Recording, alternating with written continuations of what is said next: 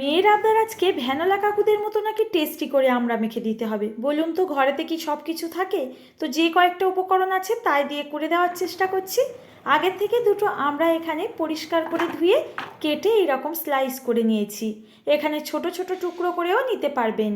আর দেখুন, এখানে ওই রকম টেস্টি করার জন্য দুটো কাঁচা লঙ্কা আর সামান্য কয়েক দানা চিনি দিয়ে একটুখানি থেতো করে নিচ্ছি। এখানে যদি চান আপনারা এটাকে শিলপাটায়ও থেতো করে নিতে পারেন। এখন এই লঙ্কা আর চিনির মিশ্রণটাকে এর মধ্যে দিয়ে দিতে হবে। দেখি স্বাদ আনা যায় নাকি ভ্যানোলা কাকুদের মতো। এমনি লবণ, বিট লবণ, একটু লাল লঙ্কার গুঁড়ো কালারটা আনার জন্য, আর দিয়ে দিচ্ছি একটু কাসুন্দি।